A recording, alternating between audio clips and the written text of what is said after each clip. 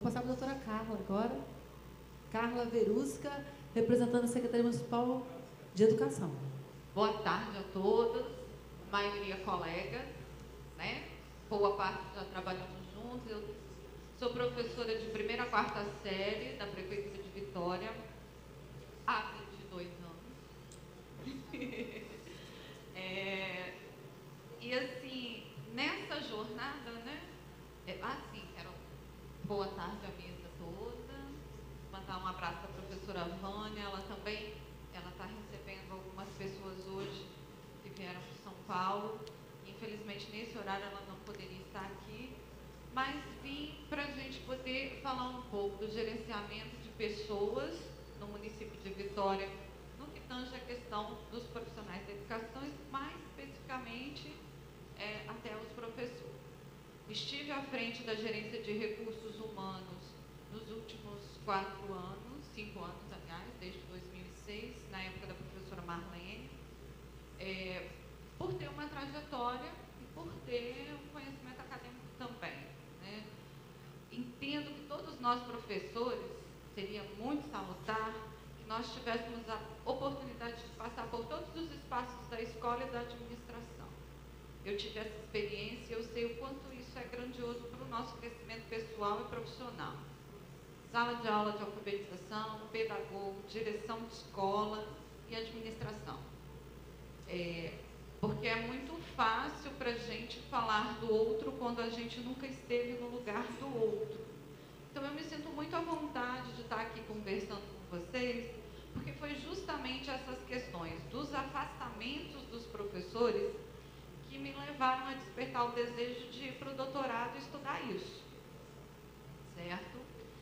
Enquanto eu estive na gerência de recursos humanos da educação, não me permiti adoecer, porque procurei alternativas para que isso não acontecesse, mas cada afastamento de um dia, de 10 dias, de 30 dias, de 365 dias dos colegas que criam um transtorno dentro da escola por sua ausência, repercute diretamente pela impossibilidade imediata da administração suprir determinados postos, né? Porque ninguém planeja o adoecimento, mas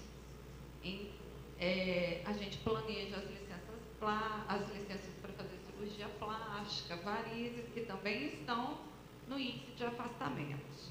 Eu queria começar com 2 falas. Uma do professor Esteves, que é um pesquisador do meu aporte teórico. Eu acho ele fabuloso quando ele diz o seguinte, que o choque provocado entre a velocidade com que se processam as mudanças na sociedade atual e a incapacidade do sistema educacional e de seus sujeitos de se adequarem ou lidarem com elas, produzem a saúde e a doença. Tudo acontece muito rápido, né? A gente que entrou na década de 90 para dar aula, tinha um sujeito, tinha um aluno. Quem entra hoje na sala de aula em 2011 tem um sujeito completamente diferente do da década de 90. Eu fui criada na década de 70 com determinados valores, conceitos, formação, né, de família, e as pessoas que hoje entram na sala de aula, que foram criadas, por exemplo, na década de 90, têm conceitos, valores e formações diferentes. E aí, como é que a gente lida com isso? Não é fácil, não é fácil. Mas é só isso que produz o adoecimento? Não. A própria professora Beth Barros, né, que é um dos nossos referenciais no Espírito Santo, que estuda o grupo de pesquisa que Rafael fez parte, né, Rafael? Ela traz o seguinte, que a vida dos humanos, ela não é determinada pelo meio, mas ela é um produto de um processo desse coengendramento do mundo e do sujeito. E é nesse contexto que o sujeito produz saúde ou produz adoecimento. Então, eu penso que a gente não veio aqui fazer caça às bruxas a determinado diretor, a determinado aluno, a professor, a atual secretária, a secretária anterior, a gerente de recursos humanos anterior à atual, se vocês quiserem bater, vocês batem na atual. Então, nós fazemos parte desse conjunto da obra. Como a Sônia coloca, não é só o trabalho que nos adoece ou nos produz saúde.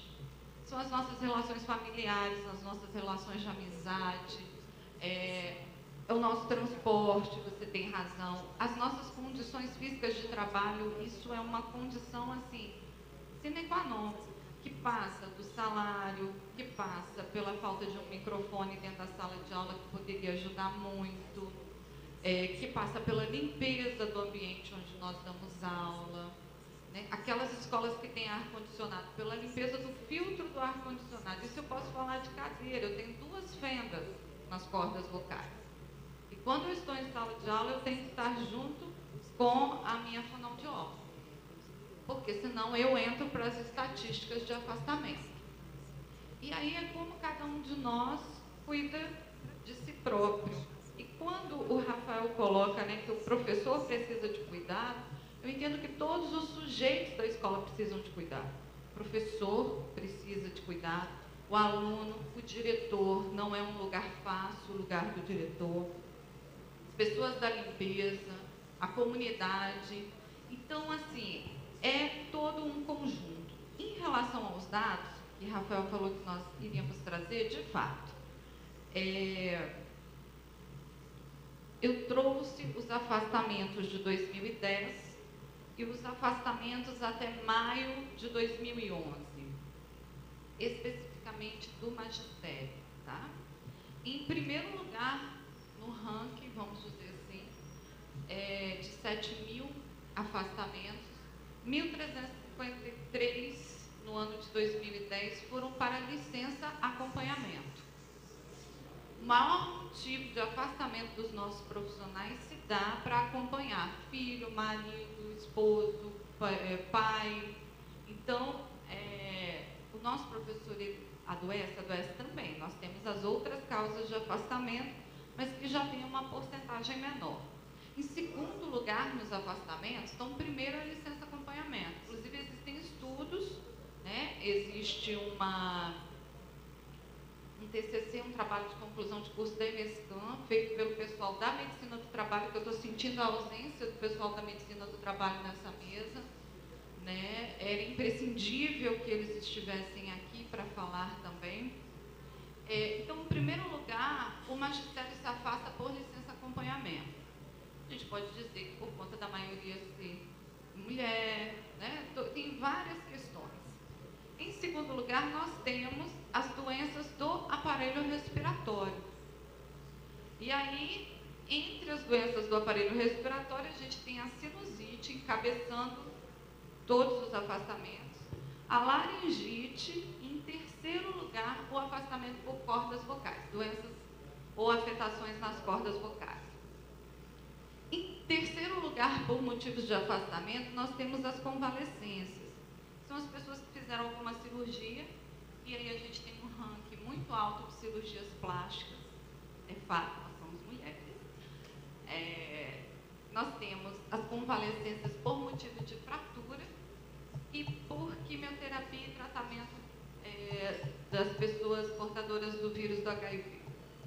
Em quarto lugar, nós temos os afastamentos pelas doenças chamadas doenças da modernidade, que são as emocionais, depressão, pânico, né? Todas essas doenças que afetam o nosso sistema nervoso. Em quinto lugar, nós temos as chamadas doenças sob investigação, que são os afastamentos para investigar que tipo de adoecimento você tem. Em sexto lugar, as doenças musculoesqueléticas, né, que são as artroses, a bursite, o problema na coluna, no joelho. Então, assim, esses dados foram levantados com base no CID, que é gerado pelo nosso sistema. Então, o CID é o Código Internacional de Doenças. E aí, essa porcentagem, a mesma porcentagem que a Neuzinha recebeu, acho que é até do mesmo processo, né, Neuzinha? Certo? E aí, a gente precisa dizer do que o município, a administração tem feito, né, para além de despertar o desejo de uma professora da rede e estudar os motivos dos afastamentos dos nossos colegas. que realmente me incomoda muito. Então, o primeiro passo que a administração atual deu, né, foi implantar, junto com o Fórum de Diretores e as demais secretarias, a Secretaria de Administração, no caso, porque a medicina do trabalho é ligada à Secretaria de Administração, não é ligada à Secretaria de Saúde, porque a medicina do trabalho cuida de nós, né? Assim, atende a cada um de nós que somos servidores do município. Então, o primeiro passo foi criar o GT de Recursos Humanos, um grupo de trabalho de recursos humanos que se reúne periodicamente, que tem a representação da Secretaria de Educação, da Secretaria de Administração, do Fórum de Diretores, que tem o dever de casa de discutir com os seus pares o que se discute no GT de Recursos Humanos, levar e trazer propostas desses espaços. Então, quando a gente fala em fazer uma gestão mais participativa, até porque, Rafael, eu concordo com você em gênero, número e grau, quando você fala que ninguém sabe mais do que faz do que quem realiza. Então, quem pode falar da sala de aula é o professor. E, por isso, né, as pessoas, a comunidade, o diretor, que também é professor, é quem tem propriedade para falar disso. E falar disso junto com a Secretaria de Educação é falar com pessoas que também são da educação. Né? Todas as pessoas, a maior parte das pessoas que estão lá dentro são profissionais de carreira, como eu, Fátima, Nildes, Arthur, né? E são muitos anos de carreira. Então, a gente conhece esses espaços. Já estou terminando, tá, Neuzinha? E aí, o que ela deu uma olhadinha assim para mim, eu gosto do microfone, é um problema sério. E aí, então, outro passo que a gente deu, porque a gente entende que, para além da limpeza do espaço, da quantidade de alunos que precisa ser reduzida na sala de aula, para além disso tudo, existem outras possibilidades. Então, a gente fez algumas experiências da oficina de arte-terapia com professores, para trabalhar para além da questão da voz, trabalhar a questão do emocional. As oficinas continuam, né? Elas vão acontecendo por regiões. Ela aconteceu primeiro no centro, algumas escolas toparam, outras não, porque a gente também não pode obrigar esse profissional a participar, ainda mais quando a gente está falando de questões emocionais. Tem algumas pessoas que têm condições de se abrir para esse tipo de atividade, outros ainda não têm. Então, uma outra questão nós entendemos, enquanto proposta, que é preciso, sim, intensificar a participação da categoria. Teve uma pesquisa apresentada sobre o trabalho docente, agora em 2010, pela professora Dalila, que vem ao congresso do Sindiups esse ano. Acho que ela vem falar dessa pesquisa, não é não, Rafael Brizoto? Né? Ela vem falar justamente disso. E teve um dado que eu caí para trás. 62% dos professores entrevistados não são filiados ao sindicato. E aí, isso tem a ver pelo seguinte, querido. A gente precisa intensificar a participação. E a gente precisa se fortalecer enquanto profissionais da educação. Um dos nossos caminhos é o sindicato. Tenho uma experiência bacana nas comissões de avaliação, onde o sindicato se faz presente nisso tudo, e é interessante e, assim, inquestionável a necessidade, e a gente precisa se organizar. Outra proposta que já está em andamento é um seminário que a gente está organizando, que surgiu desse GT de Recursos Humanos, um seminário onde a gente vai discutir as propostas, onde vai discutir o que é possível fazer a curto prazo, médio prazo e longo prazo, quais são essas possibilidades, né, de trabalhar em relação a essa saúde do professor, entendendo que ela não é micro, ela é macro, que ela fala de um sujeito que faz parte de um coletivo, e esse coletivo não é só a escola, tá joia? Então, esse seminário ele vai ser divulgado, ele está em fase de organização.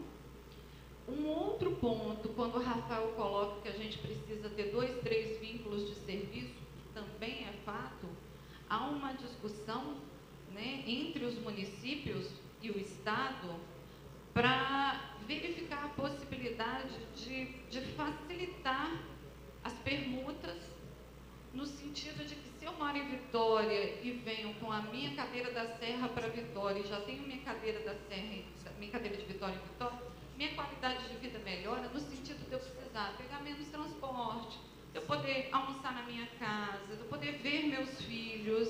Então, os secretários já vêm nessa discussão no sentido de que a pessoa possa trazer sua cadeira, fazer essa permuta, viabilizar alguma coisa nesse sentido sem perdas. Hoje um permutado ele tem perdas, de que município ele seja, ele tem perdas, né? Não avança na carreira, inúmeras situações. Então, como viabilizar a possibilidade de melhorar essa qualidade de vida, que ele tenha tempo de almoçar? A gente tem consciência de quem usa transporte coletivo, que sai do município de Serra meio-dia, para estar no município de Vitória 13 horas, não chega. Não chega porque o trânsito não permite. Se você vem do município de Vila Velha, você também não chega. Então, ou você fica sem comer, ou você come qualquer porcaria no terminal de ônibus, né? Ou você chega atrasado. E isso implica na qualidade de vida do professor, do pedagogo, de quem quer que seja, e automaticamente na sua produção ou não de saúde. Certo?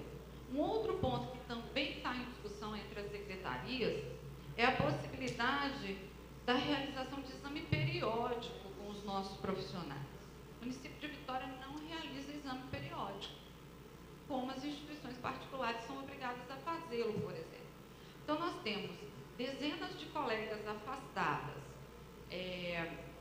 com algum problema de câncer no útero, câncer na mama, porque não vão fazer os exames, apesar de ter uma legislação que as ampare no dia do exame, né? Elas não vão fazer, elas deixam os anos passar, e aí, quando você se dá conta, você já desenvolveu alguma doença que podia ter sido prevenida. Se a gente faz os exames periódicos, a gente tem condições de evitar muita coisa, ou de começar tratamentos num nível mais precoce da doença. E aí a sua chance de cura é muito maior, o seu afastamento é menor, né? Tem todas essas questões. Bom, o que a gente teria a dizer a princípio é isso. Agradeço a oportunidade, tá certo?